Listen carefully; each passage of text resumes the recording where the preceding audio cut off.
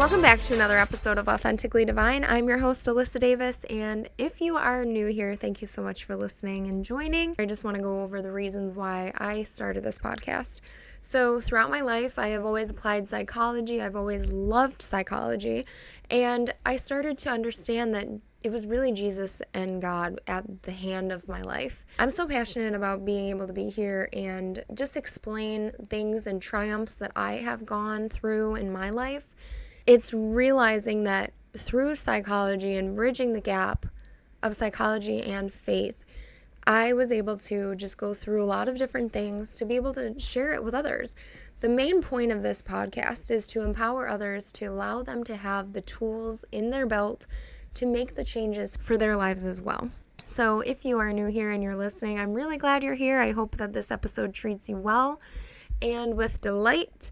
And every week, I will go ahead and be featuring a wellness product or something like organic or, a wellness or health product that I use in my life. That the reason behind having made all these changes in my life, it really started with when I had been diagnosed with IBS and with stomach issues, dealing with anxiety and things like that, and coming out of different types of relationships and just trying to find who I am and what my purpose is and all of these different things.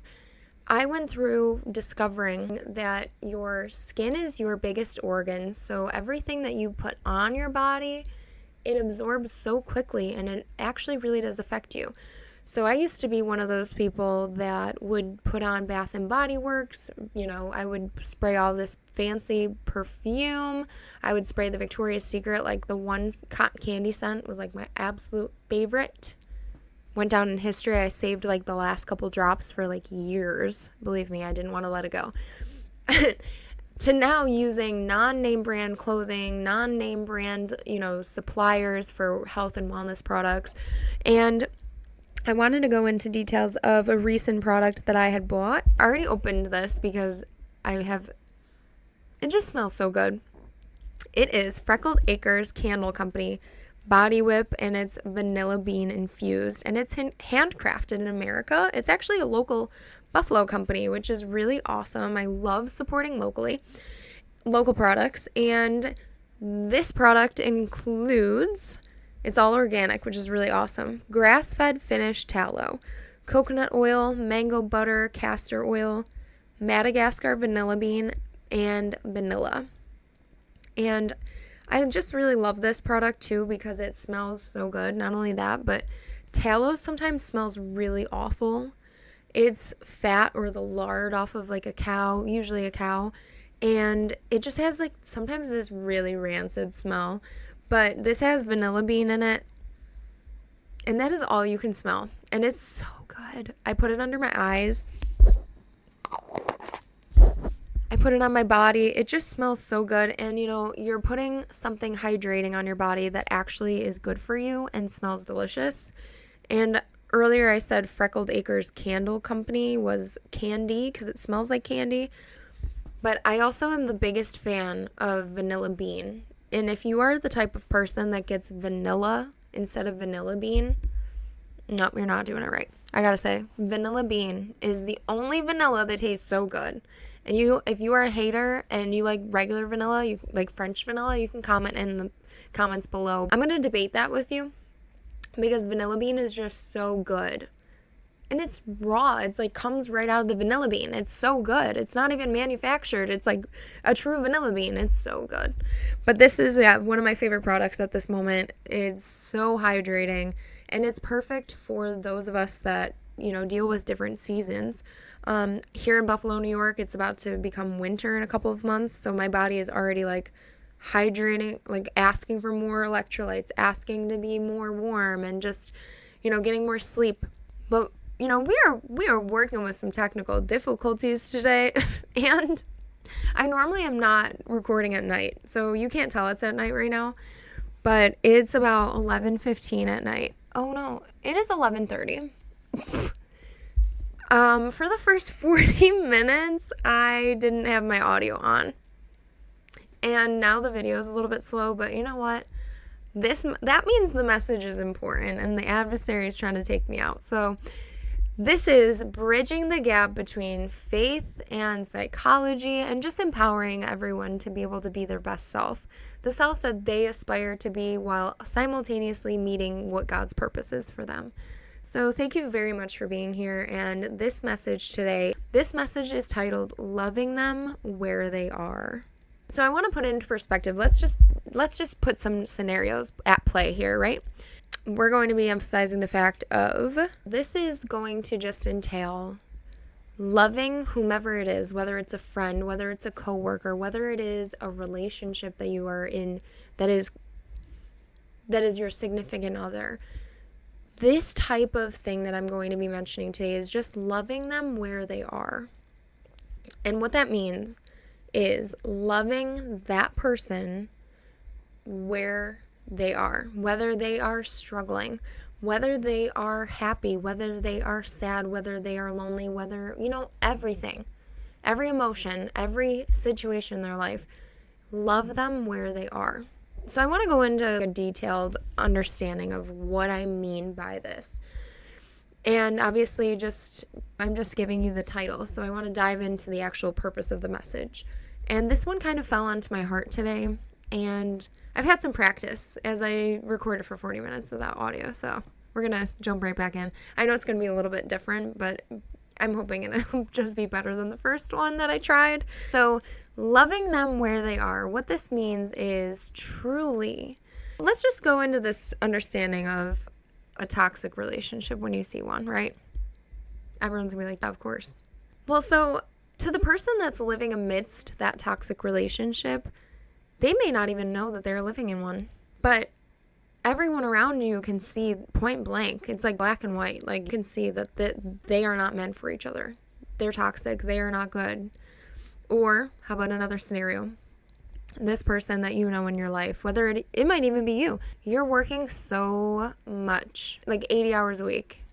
I'm just over exaggerating, but you're working 80 hours a week and you are so exhausted and or maybe it's someone you're seeing in your life. Or maybe you see someone in your life that is working themselves down to the bone. They are so stressed out. They're in fight or flight mode. They don't even know how to relax. You're around them. They're just like running around in circles. Or another scenario, let's just say a person is just trying so hard to be liked. They're constantly posting on social media. They're dressing a certain way. They are doing this. And you see it all. To those scenarios, whether it's big or small, when you are not living in it, you can see that this person that's in a toxic relationship could easily just stop dealing with this problem if they got rid of the person they're dating, right? The person that's working 80 hours a week, they could just literally change their lives by stopping doing everything for everyone. And they would be able to quit the job if they even wanted to. They have enough money to retire. They are ready to retire. Like a scenario like that. Or your friend that's posting on social media for attention. They could easily just change the idea of what they're looking for and help themselves and love themselves if they just stop doing that and be respected. If they respected themselves, right? We come up with these humanistic ideas, and this is normal. This is a human way of thinking. We look to the person that's struggling and we immediately diagnose and understand what's wrong with them because it's so evident. When you are not living in the midst of that turmoil, that storm, that struggle, you can see and pinpoint exactly what needs to happen in that person's life and they would be able to be free, right? It's not always that evident. It could be someone dealing with a mental illness or a depression or something like that where it's more hidden and it's not as easily diagnosable. But when you are outside of the storm, looking in, zoomed out perspective, just looking over what's going on in the person's life, you can usually see precisely what it is that they can do to rid themselves of the pain, the struggle, right? That's normal. That's usually how it goes. You are able to see the problem when you are not living in it.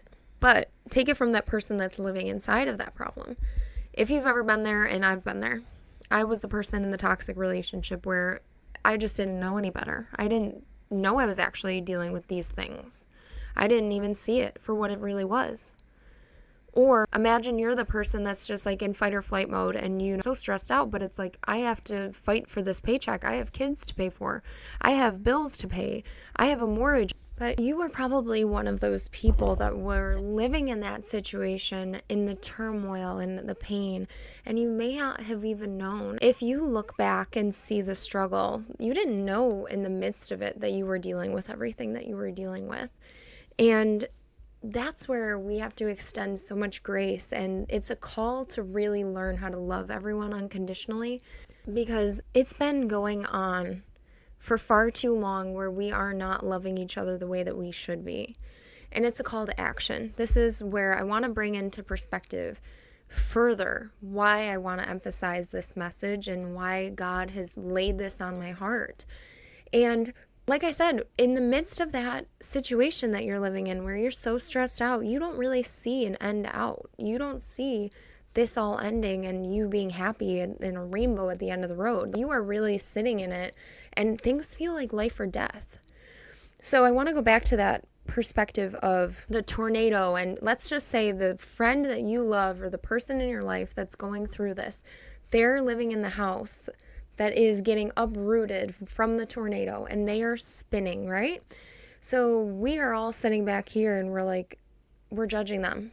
We're seeing that they're going through this, and we know that if you do this, your life can become better. Why aren't you doing that?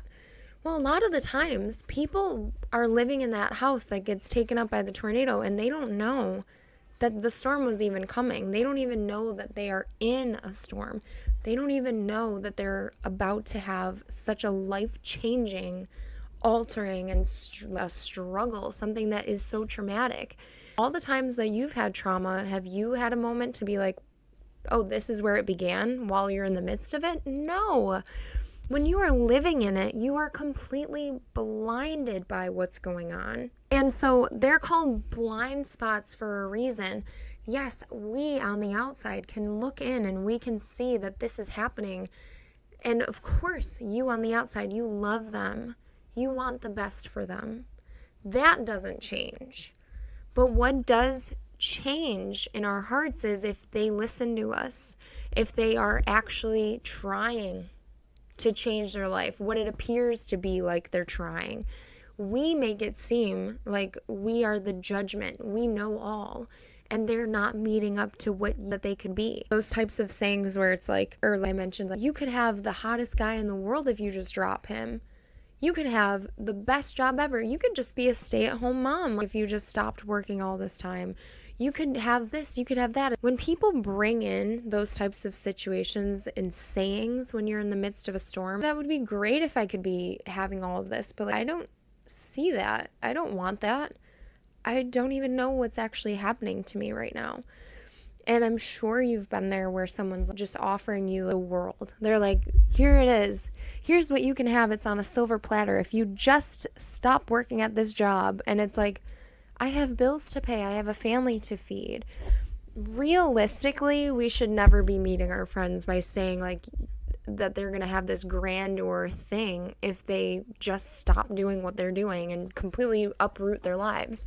What that does is when a person that is hurting and is in pain and is suffering hears these things, that's all you care about?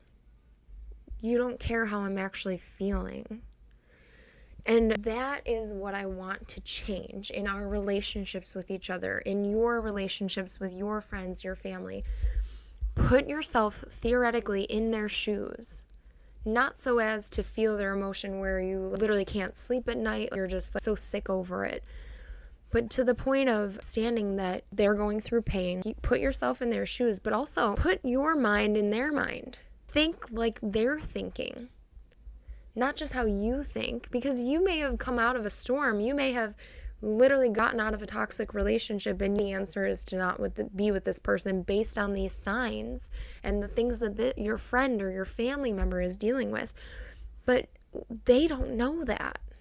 They are still thick in the storm. They're still spiraling. They're still spinning, and you're watching it. But what you can do is meet them with grace, meet them with unconditional love. Instead of saying those grander things, here it is, everything you've ever wanted on a silver platter if you just drop all that you have and stop what you're doing. Instead, if you just, you know what, let's say, Cindy, you are the sweetest person ever. I'm so sorry you're dealing with that. I love you so much, it actually pains me to hear that you are feeling this way, because if only you saw through my eyes the way that you really are. You are the brightest light. Or to your friend that's struggling in this job, you are such a great person. You are reliable. You work so hard. You would be the best person on my team if you and I worked together. Your ideas are so great. I'm sorry that they're not appreciating you. I'm sorry you feel burnt out. I want to help you. What can I do as a friend to make sure that I help you in this journey of you discovering yourself? Or to the friend that's posting inappropriately on social media, yearning for men's attention or yearning for attention just in general, and you can see it, and they're coming to you and they're like, I just don't feel like myself. I don't know who I am. When you see that or maybe a lot of the times our friends are not even offering to be given counsel or given advice. So in these moments that you see that they have this apparent weakness or lack of self-love, or just they are struggling, I want you, instead of turning and pointing to the negative or saying that you know what you know and that they are doing it wrong, or here's the silver platter, instead love them for where they are. And this takes a really innate knowledge of the people and friends and the body language and the understanding of the relationship that you have with this person. You can even have these types of interactions with people that you meet in the street, or somebody that you're on the phone with, it's a client, and you hear this struggle. You can meet them and be like, I am so sorry that you are dealing with that. My heart hurts for you. If you're a Christian, or if you even just want to, you can say prayers for you. Can I pray for you? I love you. But you know what?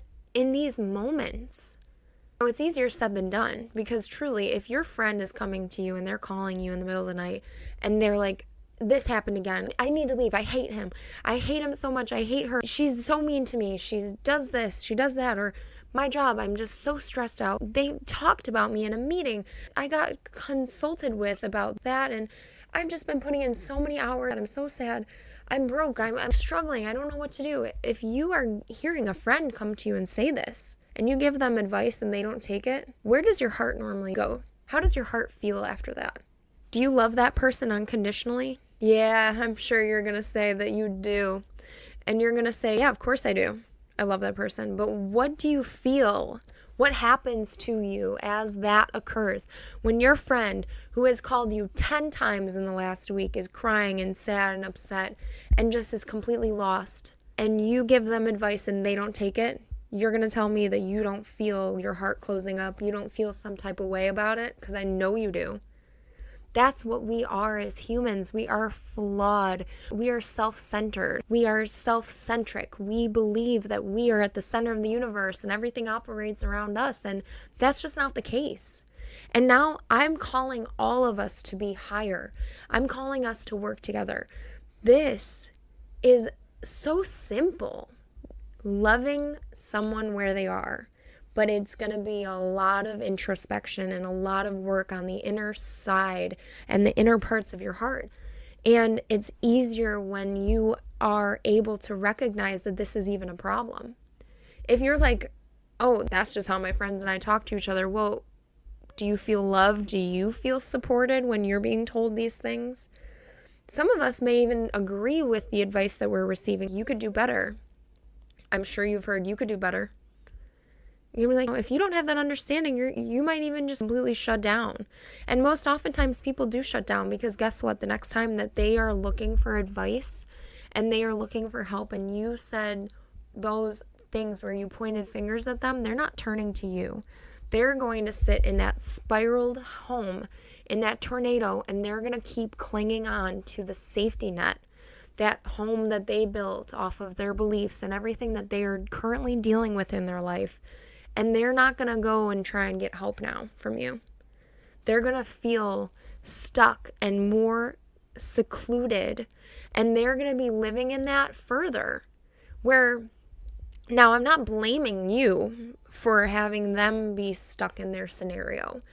It's always, and we know this, once you get out of that, you look around and you're like, this is like, I didn't even realize I was in the midst of this. Like I mentioned before, when I was in a toxic relationship, when I was in other situations where it's like those storms, you don't realize you're living them so extensively, and they're like just throwing you around.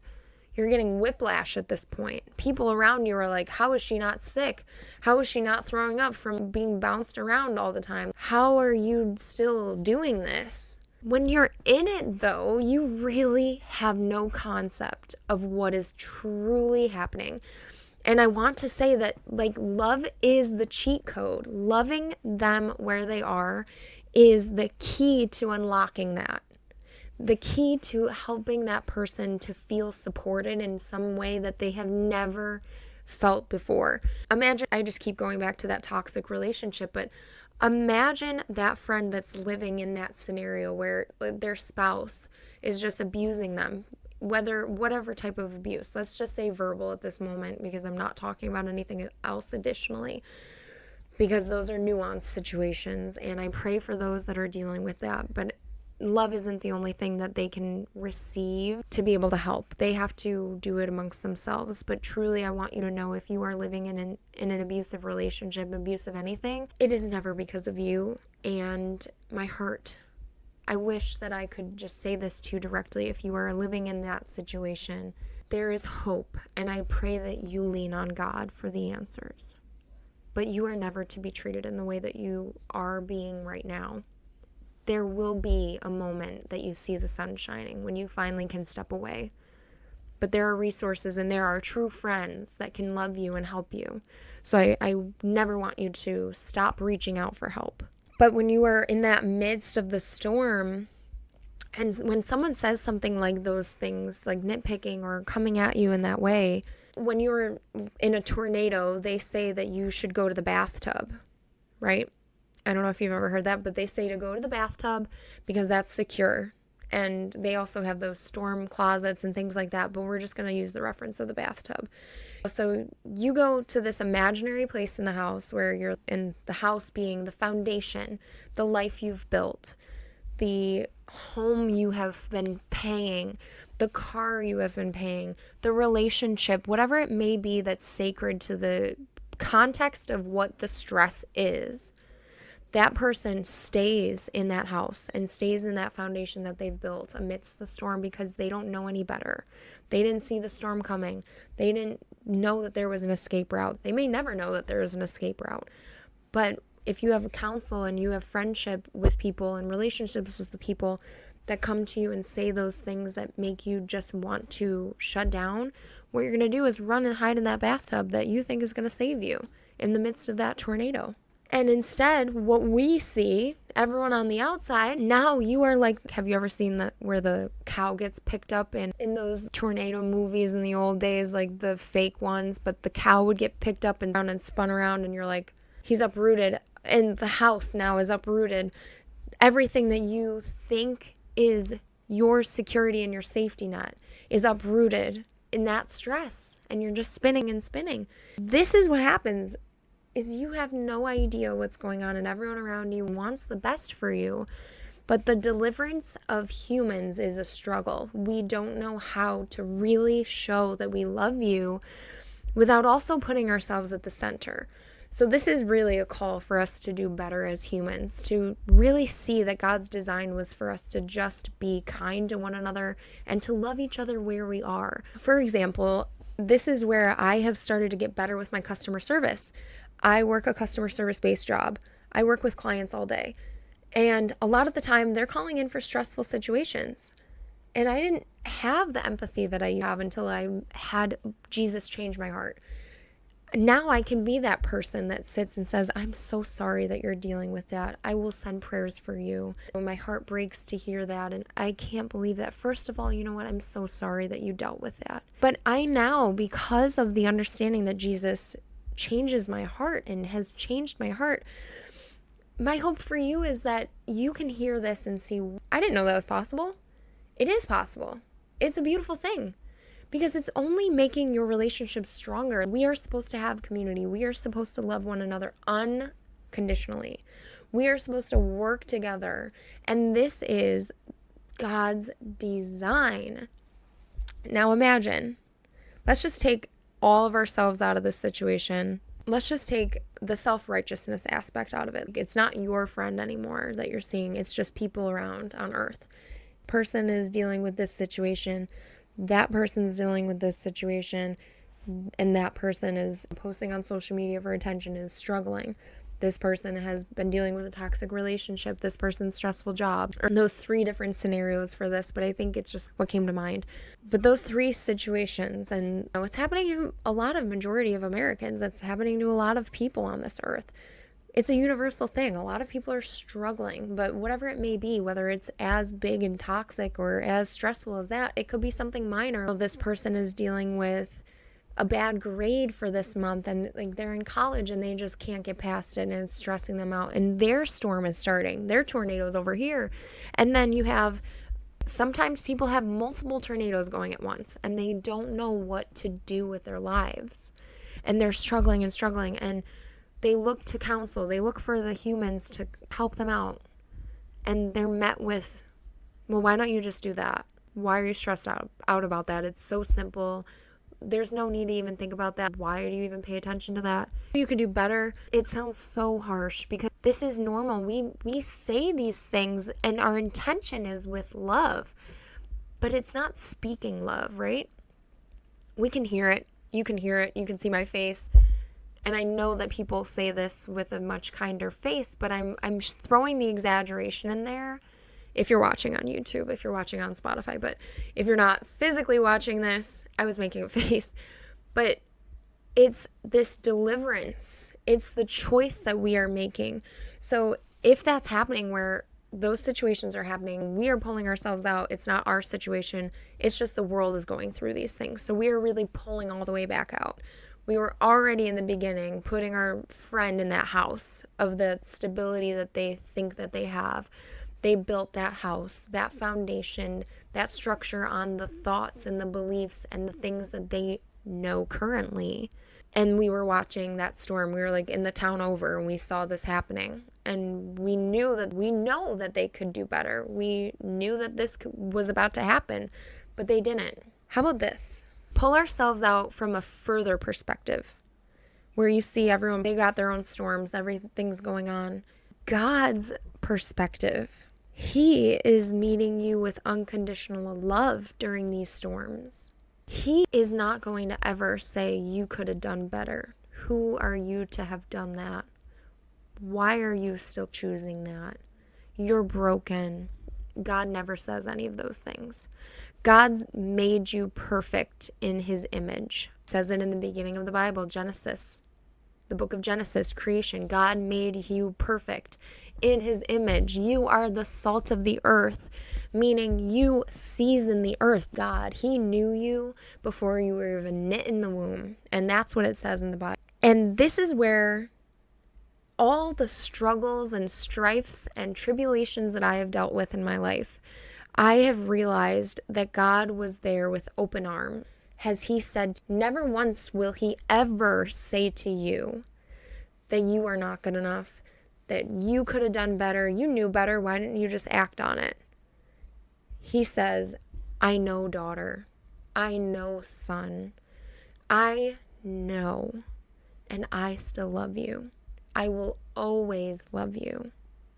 And he'll either take you up into his arms, he'll hold his hand out for you, he'll put his arm over your shoulder. And when you get in this deep love with the Lord, and my goal for everyone, it's easier and an automatic processes for us to be in the position of, I know what's right. God sees everything all at once and at all times. He's supernatural. He loves us unconditionally. My goal is for you to try to learn how to love unconditionally, because it's something that is able to be done. God's creation in Genesis, the creation of the world, He made us to be able to work together and rely on one another and to be a community with one another. And when you say those things that you personally feel are love, and the other person is not receiving it as such, and it's a deliverance problem, and it's not meeting that person where they are, it's bringing our connections with each other. Not happen immediately, but it is changing the way that that person views you, and it's changing the way that you view that person if they don't adhere to what your advice entailed. So there are times in my life that I have said and felt that I was righteous when people weren't doing what I was doing, what I was telling them to do. And that is one way to it really is severance to your relationships. When you are loved unconditionally, and everyone has the opportunity to, by God, by just turning and loving God and giving Him everything, surrendering to Him. And even us Christians here, myself included, these are things that I've had to work on. These are things that I'm saying to you that I struggled with at one point in time, and I'm always going to struggle with it. But the closer I get to God, the closer I am to having a heart that loves like Jesus. And if you have a friend or a family member or someone that calls you and speaks to you about their struggles, or you hear it in their voice, you're just so empathetic, you want to help. Instead of choosing the self-righteous path, ask yourself, what would Jesus do? Would Jesus turn his back? The answer is no. Jesus was crucified and died for our sins to connect us further with God. God brought Jesus to forgive us for everything that we have done wrong. So whether you are on the receiving end of your friend's message or you are the friend that is struggling, either way, you can be loved unconditionally by Jesus, and it will change your world. And I want to go back to that analogy that I had said with the tornado in the house that had been picked up, and I keep saying your friend, but yourself. But let's just say that tornado is spinning and spinning and spinning, and us in that neighboring town had seen it happen, and the house drops. It's been spinning. The storm's been ongoing. The tornado came through the entire town and wiped it out. The foundation that this person that is living in midst all of the struggle, they look around them and it's barren. The town is gone. You've seen them before. You've seen the tumbleweeds in those in the deserts, the tornadoes and those things that wipe everything out. That is what's happening to that person. They get this click moment. The storm doesn't, the tornado doesn't just bring back the sunshine and all the grass is replanted. The house has this beautiful foundation. It's a mansion now. The person has a silver platter. Remember how your friends are you could have this. It's on a silver platter. When the storm is over, when the tornado has wiped everything out, if your friend had learned the lesson and had dropped that person, or now they're trying to choose themselves and stop working those 80 hours, the storm doesn't just create this magical 3D world that's so beautiful and they never need to do anything and fight for their life or fight for anything in their life again. They are just at peace. It's no. It's yeah, that click moment came, but they look around them and that house is completely destroyed. Step out of the bath that they were clinging to and got thrown around in that storm, and there's nothing there. They had the car that they had, the garage that they had, everything is bare. We're talking no grass, nothing. Nothing of pleasure is here when you realize that everything you've been doing has been wrong. I'm saying wrong in a way of wrong for you. When you get that click moment, if your friend gets that click moment, they're starting from the ground up. There is no life, no vegetation, no realization of self. They are starting back at ground zero. This is where the beauty happens. You may still have friends that are still knocking you for making those decisions. You are at the bare ground and you're I don't know where I'm supposed to go now. Like, I don't have an image of self. I don't have anything. Like, I don't have my relationship. I don't have that job anymore. I don't have an identity. And there may be people in your life that still say, well, you could have done this 10 years ago. Why didn't you do that? We all know somebody that's done that. We all can hear it. We can all pinpoint if we are not that person, and hopefully we are not that person, but let's just forgive ourselves if we ever were that person. We know that. We know we could have done that now. Like, things are clicking, and we're going to go through this stage of like, whoa, I'm left with nothing that I thought was what it was. This is where God shapes you. This is where he let you go through that storm because he knew what was going to happen afterwards. He knew now you can start fresh. That's where a lot of the time people will often say, why does God allow these things to happen? It's like, why does anything bad actually happen? It's like, it's not God controlling the bad things, but he does allow for some things to happen in your life where you have to be stripped bare to be able to start a new foundation. You know, this person, your friend or whomever, fill in the blank. You know what happens sometimes after this? With love and encouragement and just being around good people and people that love you, they look around and they're like, great, I don't have to stay here anymore. I'm not even going to pack my belongings anymore. I'm not even going to grab that bag of clothes that I left over there. I don't even have anything anyways. I'm happy. I get to be brand new. You have to love your friend where they are, because if you don't, how are you ever going to celebrate if and when they get to that point? If you were so self-righteous, so self-centered to think that timing that you thought, whenever you thought it was, like 5 years ago when you said you should have just broken up with them, but yet the same is, the end result is that they get to go and choose themselves and choose their life and be happy for themselves, then find it in your heart to see that your timing was not divine God's timing for that to happen. And yes, you may have known that. You may have been two houses over and seen that years ago. You could have been 2 towns away and had seen that storm was coming and that tornado was coming. But it took that person 10 years. It took that person 5 years. It took that person weeks. It took that person months. Whatever it may be. Just know that was divine timing for their intervention. And if you want for them to have encouragement, to boost them up with unconditional love. And this is never to say that if you are the one that's like putting your friend down, or if you are still meeting your friend with unconditional love, it's on you that this is happening, or it's on you that they haven't done better. It's not. The relationships that you have with people, and that human connection is flawed, and that we need divine intervention to be able to strengthen them. Unconditional love is saying yes to the friend that talked bad about you a year ago. Unconditional love is that person that's commenting in your DMs and saying rude things about the lifestyle that you're living. Or unconditional love is that person sending your Instagram post of you being goofy and they're making fun of you. Unconditional love is not only for those that are in your circle that you say you love.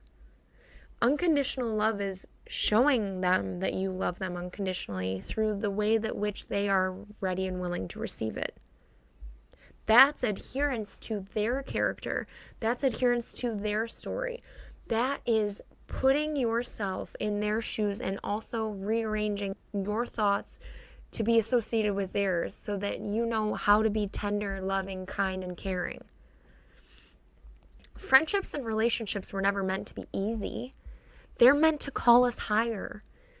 So doing all these humanistic ideas of just talking about each other, putting each other down, it is solving absolutely nothing.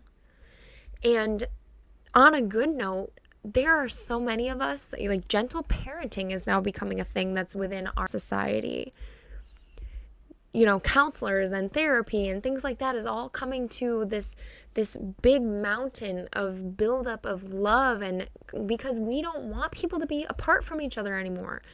We see, and yeah, the world seems so dark, but I'm here to show light.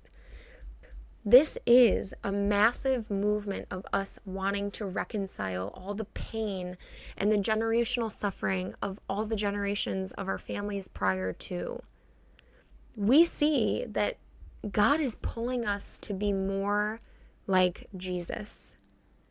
And this came to me, this idea, because Christian society and a Christian world that I am living in with my Christian friends and loving people like Jesus. During this election season and during all of these things, the darkness gets louder, but it doesn't mean that it's brighter. It's overcompensating. It's this theatrical thing.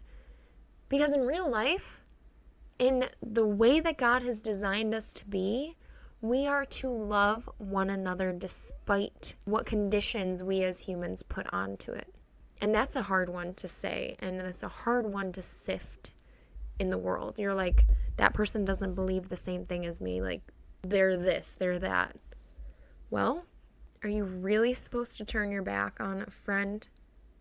Are you really supposed to turn your back on a person that believes something differently than you? No, because you're supposed to love them where they are. Jesus says, love thy neighbor as thyself. Love your enemies. Start off with loving your friends, because those are close-knit. Like those types of relationships, I want you to bring it closer. I want you to have open conversation with your friends.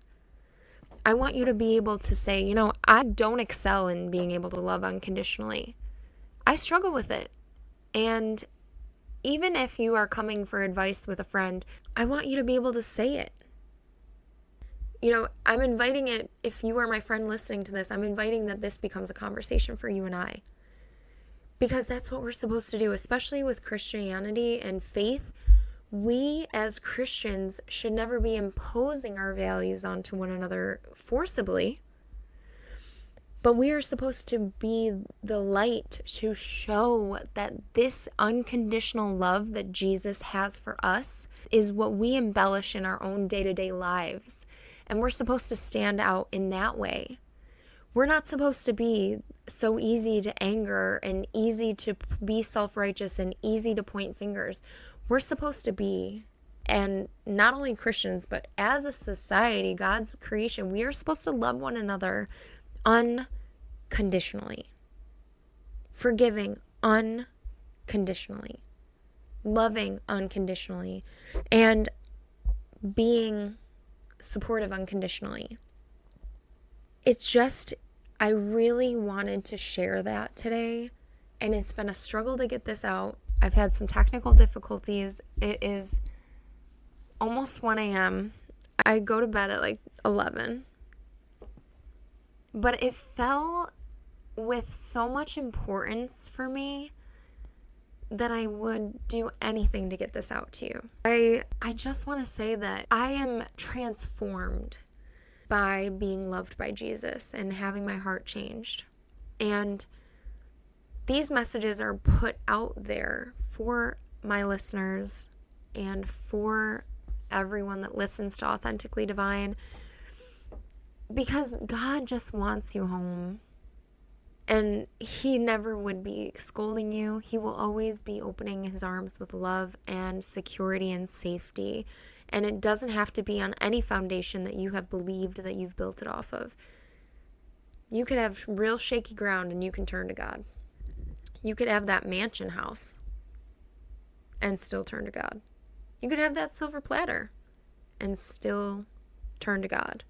But I really just wanted to say that it's an honor to be able to be utilized in this way to show my love of God and my faith. And I just want to thank you. If you loved this message, if you loved my analogies, if you liked my visuals, of speaking of the tornado and how it affects you and you on the town on the outside, or you're the friend, please let me know. I'm really interested in hearing feedback on it, because I don't pre-plan these things. It just comes to mind as I'm speaking. So I do have somewhat of an idea of what I want to say, but never to the full extent of an hour's worth of conversation. So thank you so much for being a valued listener. Thank you so much for opening your heart and opening up your ears to this conversation and just being a part of this with me, because I'm just the vessel for God. It's really, this is everything that you are able to have and obtain and be a part of with me. The door is always open. So I just want to encourage you to find a way to help empower yourself to do whatever it is that makes you happy. But I truly am grateful that I get to experience this, and you and I get to be a part of it together. So thank you for enjoying your time with me tonight, and I'm going to bed. Have a good night, everyone. Thank you for listening to Authentically Divine.